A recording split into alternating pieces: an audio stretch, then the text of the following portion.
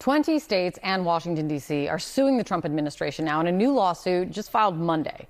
The Democratic attorneys general are accusing the White House of illegally withholding hundreds of millions of dollars in federal funds to states because they're resisting the administration's demands to cooperate with the president's immigration crackdown. The money in question is intended to help survivors of domestic violence, sexual assault, and other crimes. President Trump signed an executive order in really the first days of the administration demanding that sanctuary cities and states be barred from receiving federal funds. Now, in this lawsuit, the attorneys general argue this.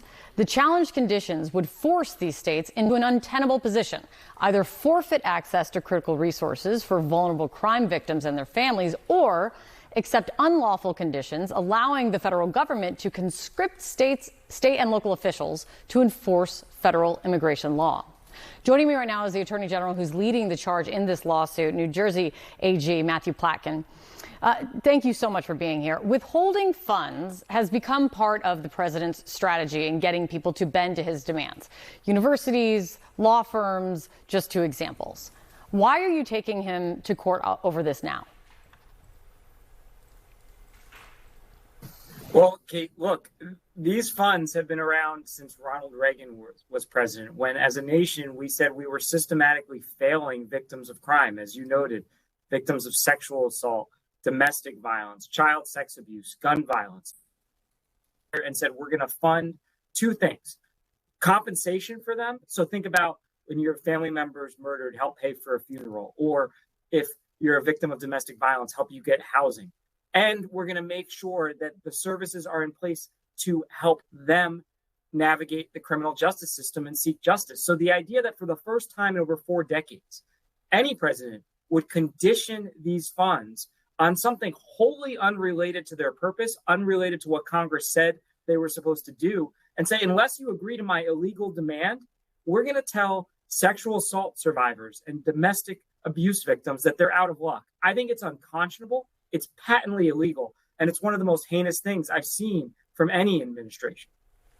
Also in the lawsuit, I'll read it for our viewers. You write, curtailing victim assistance programs would likely make states unable to support many critical and time-sensitive services, including maintaining emergency hotlines, deploying sexual assault response teams, providing notification to victims when perpetrators are released from incarceration.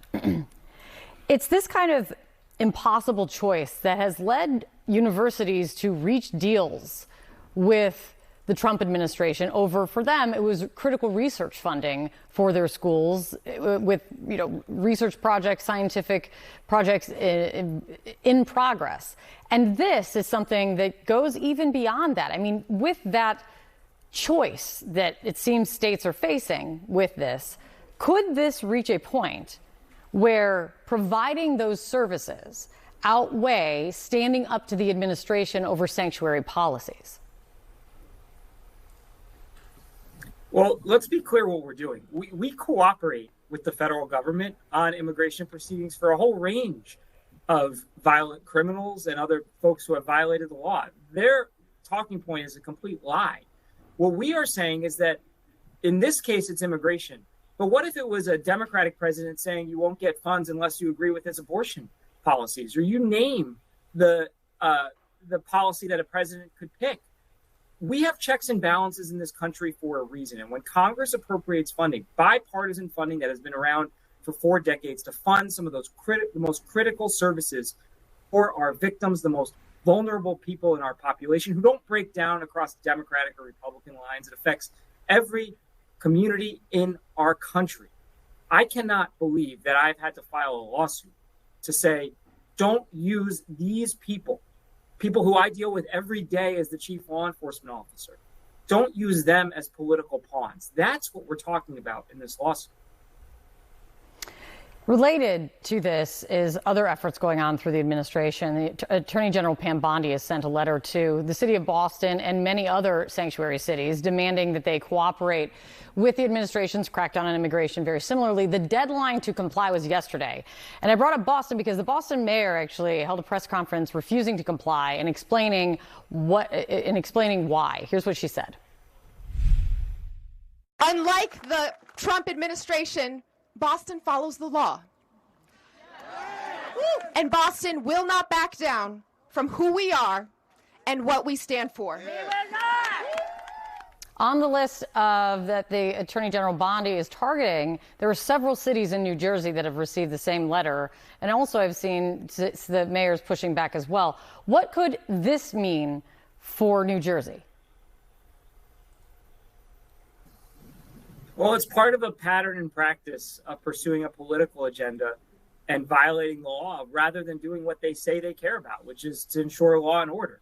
This has been the most anti-public safety administration in, I think, maybe in American history. They started on day one, pardoning 1,500 violent insurrectionists, including people who led to the death of a police officer who was born and raised in my state in New Jersey. They've defunded law enforcement programs since the first week in office. They cut critical programs that help us combat bias crimes and tackle violent crimes. They froze funding for the task force that takes on the drug cartels. And now they're gutting funding for victim services, and they're threatening cities unless they enact policies that say, if your family member is undocumented, don't come forward to me, even if you're the victim of domestic violence or sexual assault, because we might deport them. How do we think that makes anybody safer? In New Jersey, we had a woman stabbed in the neck. And what did they do? They arrested her instead of helping us prosecute that alleged perpetrator. This is not how we keep people safe. Sending National Guardsmen and women into harm's way for a charade in Washington, D.C. is not pro-law and order. It is a political agenda. And the people who will suffer at the end of this are the residents of this country who will be made less safe. Well, if you have this new lawsuit now that will begin making its way through the courts. Attorney General, thank you very much. We will follow this very closely.